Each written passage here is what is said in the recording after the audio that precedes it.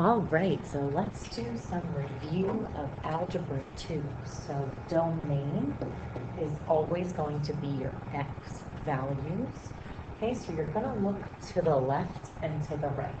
So for number 1, if I look all the way to the left of that screen, this graph stops right here, and there's a closed circle there.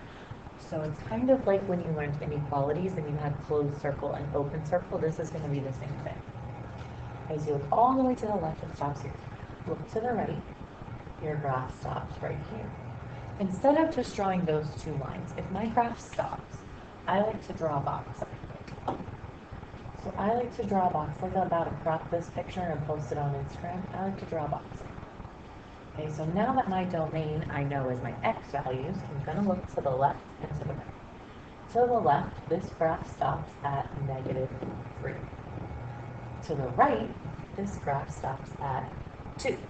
So only looking at those x values right there. Now, because those are both closed circles, that means I can equal those numbers. So we use brackets to denote that we are allowed to equal those numbers. If you were to have an open circle like number 2, we know we're going to have a parenthesis somewhere, because parentheses are for open circles. Now my range are my y values. So I'm going to look up and down. I'm actually going to look down first because I want my negatives first. So if you look down, this graph stops right here at -2 on my y-axis. And I look up, and this graph stops at 3 on my y-axis, right here. So my range is going to be -2, 3. I'm going to have brackets because those are both closed circles. And that is my answer for number 1. For number 2, I have that open circle, so I'm going to be using that parenthesis somewhere. So first thing, crop that picture like you're going to post it on Instagram. No white space, it's a really good picture. Okay, looks like this. So for my domain, I'm going to look left and right. On the left, my graph stops at -1, 2, 3. And that's a bracket because it's a closed circle. On the right, my graph stops at 2. And that right there lines up with the open circle. So make sure you use your parentheses. That means that I cannot actually equal 2 on my x-axis. I can only get really, really close to 2 and then it stops. For my range, I want to look down first and then up. So if I look down, this graph on the y-axis stops at -1, 2, 3, 4. And that's going to be a parenthesis again because that is in line with the open circle. When I look up on the y-axis, that graph stops at 1. So that is in line with a closed circle. So that's going to give me a bracket. So those are my answers for number 2. When you just have a whole bunch of points for number 3, I just want you to tell me where those points live, what x values. So for my domain, I'm going to fill in the numbers those dots live at. So this dot lives at -2, comma. This dot lives at -1. Make sure your numbers are least to greatest, so always start on the left and make your way to the right. This dot is at 0. This dot is at 1. And this dot is at 1, 2, 3. So those are all my x values from least to greatest. If I want to do my range, I'm going to look at my y-axis, and I'm going to start at the bottom or all the way down so that I can get my negatives first. So this dot lives at -1, 2, 3, 4. This dot lives at -3. This dot's still at 0. This dot lives at 2. And this dot lives at 1, 2, 3, 4 on my y-axis. So there's my range from least to greatest. Now you're probably wondering what to do for number 4. Well, those are 2 separate pictures. So that means I'm going to probably have 2 separate answers. So for my domain, we can't crop this like we're going to post it on Instagram because there are 2 separate pictures. So for my domain, just all the way to the left. Okay, that graph stops right here. That number is -1, 2, 3, 4. And I need a parenthesis because it's in line with my open circle. I continue to move right here until I get to this x value. which is going to be -1. That gets a bracket because it's a closed circle. Okay, then my graph kind of jumps. So I'm going to put this U for union, and I'm going to start another set of parentheses. So my new parentheses will have everything to do with this graph right here.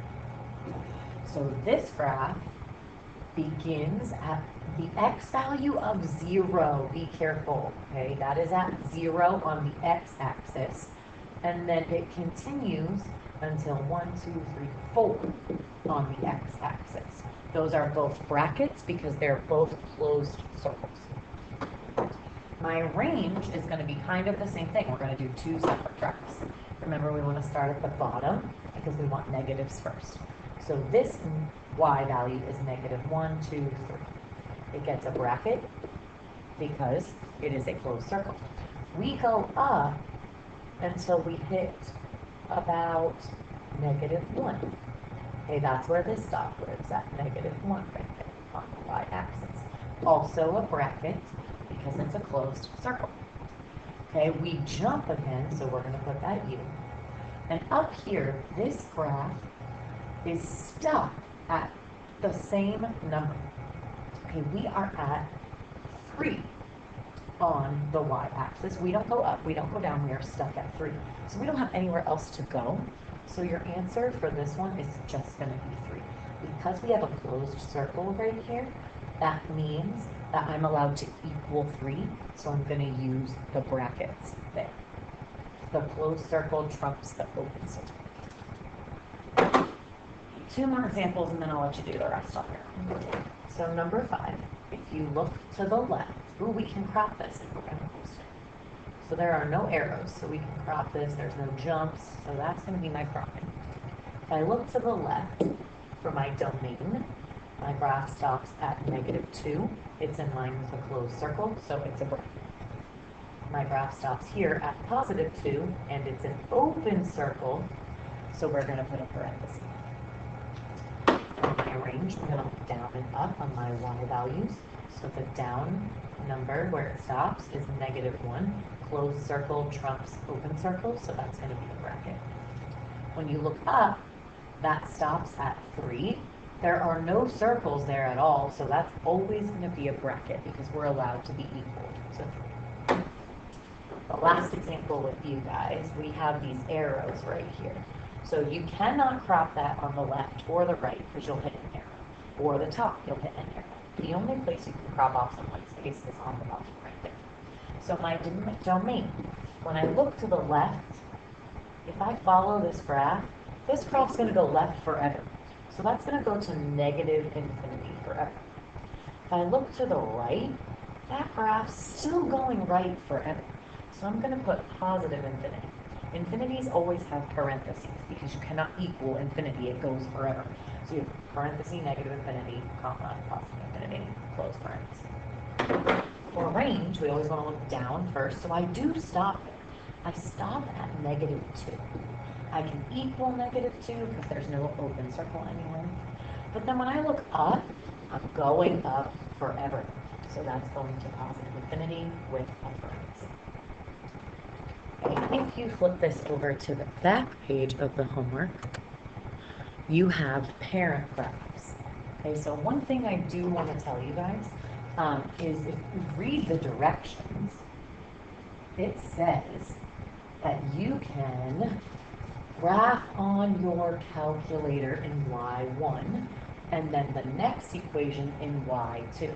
So you're going to use your graphing calculator for this. So when you graph this on your calculator, you will put this equation into y1. Let me go back to my regular pen. And then this equation in y2. You will look at that graph and you will tell me what actually happens. So if you look here at this one, let me go ahead and grab my calculator.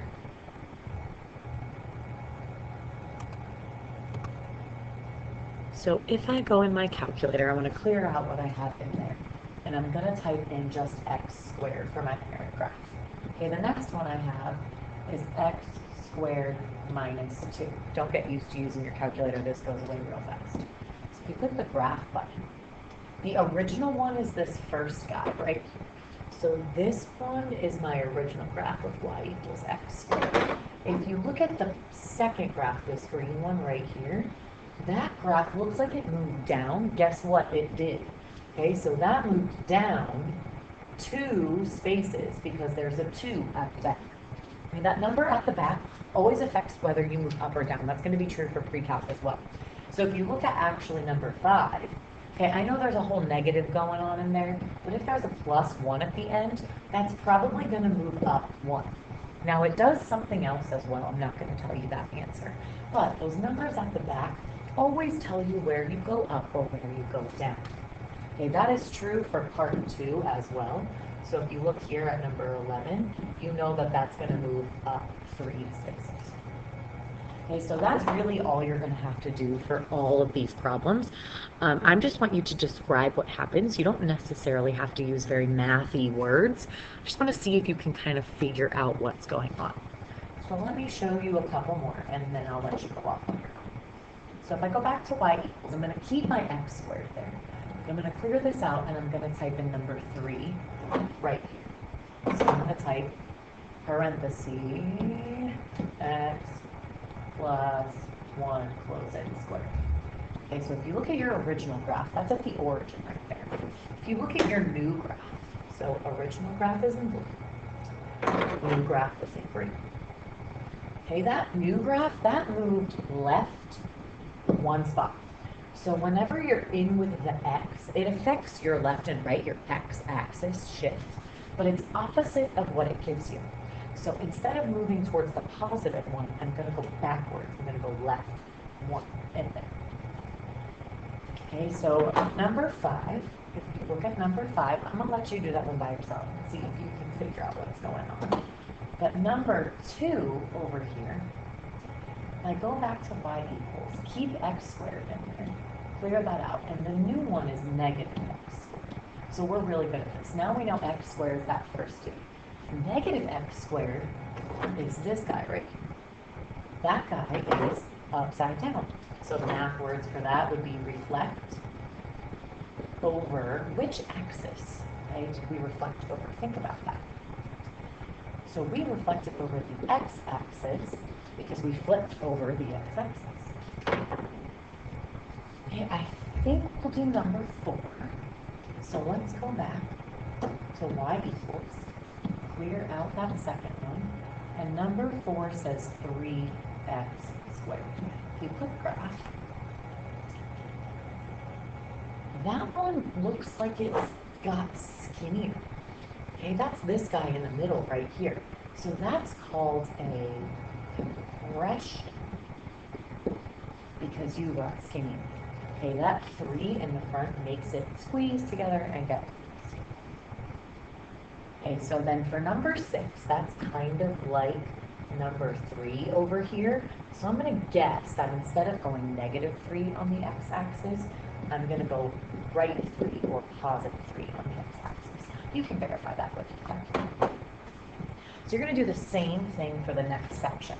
So you're going to go ahead and look at your parent graph. So your parent graph is this one. You'll type this into y1 on your calculator and this into y2 and see if you can tell me what happens based on what I've given you so far. I will see you all on Monday. Have a great weekend.